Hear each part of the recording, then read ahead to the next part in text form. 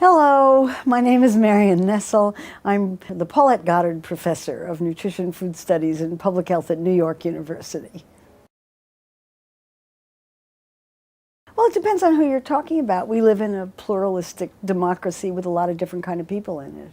If you're talking about the great mass of Americans, they're eating too much food, basically, and that's the main. If I had one problem to identify as typifying the American public, it's eating too much food.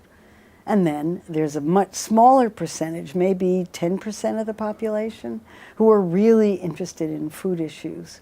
And that percentage is growing, but slowly, but it's growing. And these are people who are interested in their own health, they're interested in the health of the planet, they're interested in being fair to farm workers, they want to know where food is coming from. And they have a name in the industry, they're called LOHAS, Lifestyles of Health and Sustainability, and they're a marketing segment, but it's a small one, growing. Well, I think there's an enormous media interest in it. I mean, there are articles in the newspapers, there are articles on television. The Obamas are growing organic food at the White House. I mean, that has enormous symbolic value. Everybody's growing their own food. Everybody's talking about cooking. Everybody is talking about getting back to traditional values around food. Part of it is driven, I think, by the food safety scandals of the last 4 or 5 years. Each one more horrible than the one before. And the word is out that if you eat locally and if you eat organic and if you eat better food, you have a much better chance of having safe food. And there's a movement against processed food in general, so that there's this small segment of the population is very interested in whole foods, real foods, relatively unprocessed foods. He is the single most influential person talking about food in America today, bar none, by a factor of at least 10. I mean, look what just happened to him at Washington State. Every freshman person at Washington State University is going to be reading Omnivore's Dilemma, and they're going to know that it was so controversial that the university tried to squash it even after they had bought 4,000 copies of that book. I do not give a talk. I do not talk to a reporter. I do not do anything without hearing about Michael Pollan. He's having an enormous impact on this generation of people who are reading his book, and an older generation through his articles in the New York Times Magazine, which are very compelling. I call it a social movement. You know, I teach a course in food sociology. That's what we talk about. Is this a social movement? Where is it going? What are its aims? How is it equivalent to the civil rights movement, the women's movement, the environmental movement? How does it fit in with those? It does. There will be increasing demand for healthier foods, for home cooking, I understand that home gardens are up 20% since last year. You want to see vegetable growing in action? Walk out the door of this building and make 2 left turns, and those street planters are planted with vegetables. There are beans growing up the poles. Everybody is growing vegetables. Everybody. They're angry about corporate control of the food supply. I mean, they're really angry about it. And you see, and they can be angry about corporate contribution to climate change. They can't do a thing about it. They can be angry about corporate control over the war in Iraq and Afghanistan, and they can't do anything about it. Corporate control of food, they can do plenty. And that's why I think so many young people are interested in this. And the End of Food, Inc. is a list of what you can do.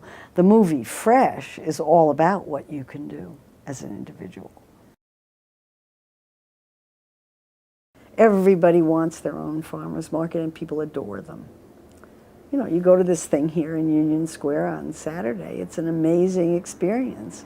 I'm not in favor of 100% local. I think that's asking a lot of anybody. But I totally believe that if everybody bought a little bit more local food, we would create an enormous market for smaller farmers. And it seems to me it's not an accident that the number of small farms in Iowa and in fact all across America increased last year for the first time in 100 years. So there's a movement back to small farms. These people will never get rich on their small farms, but they can make a living. And there's this enormous movement to create a market for those small farms. I think it's great. I like having farms around. I like knowing my local farmer. Well, the grocery store people tell me that there's less junk food being purchased and that people are trying to buy things that taste better and need to be cooked, but how do they cook them? That's what I'm hearing. Every suburban grocery store is having to do cooking classes or cooking demonstrations because people don't know what to do with these foods. And once they find out how easy it is, they'll start cooking again. You know, I mean, there have been whole books written about how the food industry attempted to try to convince people that cooking was difficult and complicated and takes a lot of time. It doesn't really. It's not that hard and it doesn't take that long and it doesn't have to be fancy and it can be really delicious. It's not that hard to cook. No, people can be taught if they're interested. I think men are getting more interested. I think cooking is being looked at as something that everybody needs to know how to do. It's a basic life skill. Yeah, I mean, my dietary advice is eat less, move more, eat fruits and vegetables, and don't eat too much junk food. I tell people if they're going to eat processed foods, nothing with more than 5 ingredients. If it's got an ingredient you can't pronounce, don't buy it. I mean, I was kind of stunned when I saw this ice cream that's called Five. It's a new line of ice creams in the Nestle, in the Haagen-Dazs, which is owned by Nestle. It's only got 5 ingredients. You know, I thought, did I do that? Because Michael Pollan heard me talk about it, and he adopted it for a book that he did, and the word is out. 5 ingredients is the magic number, and Nestle is producing an ice cream that's only got 5 ingredients. Okay, now let's try doing something besides dessert. To the food safety system? How about having one? That would be nice. We don't have one, so we need one. So that's the first thing that has to happen. You should be worried about food safety, big time. Everybody needs to know the sources of their ingredients and the quality of their ingredients. Everybody does. Every single company that's putting out a food for the public should take nothing for granted and should be testing like mad. And they should be following a HACCP plan, and a really, really well-designed one that involves testing. And without that, they can't be really certain that they're producing food safely. And what we've seen in the last few years with peanut butter, with pet food particularly, I mean, the pet food thing is such an object lesson. Everybody ought to be paying attention to what's going on with pet food. Because, I mean, that was why I took the trouble to write a whole book about it. The object lesson for the food industry is that they need to test every single one of the ingredients in their products. They need to know where it comes from, and somebody needs to be supervising the people who are putting those things together, and they can't take anything for granted. And if they're not doing that, they're just stupid. I have high blood pressure, so it's a really big issue for me. I mean, my salt tolerance is so low now that anything that's even reasonably salted tastes salty to me. And I was in a restaurant last night where I couldn't eat it. I couldn't eat the food. It was so salty. It just tasted terrible. That's not my choice. I want them to leave the sodium out and let me put it in if I want to put it in. But they claim they can't sell food products. So that's where the self-endorsement scam comes in, because they set up the criteria for self-endorsing so that you can have more than a gram of salt per serving.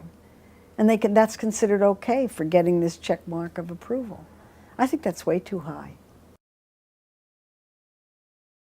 It's not that the big companies are sitting around tables saying, how can we make Americans fat or unhealthy? They're sitting around tables saying there are 3,900 calories available in the United States for every man, woman, and child in the country.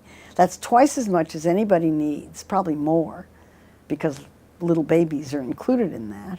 How are we going to sell our product in that environment? That's the question they have to answer. They have to answer to Wall Street so that they are producing growth in profits every 90 days, a completely impossible situation for any company, let alone a food company. And we're seeing the results of that on Wall Street now. And then they're looking for ways in which they can market their products so that they can sell more every quarter. It's an impossible situation.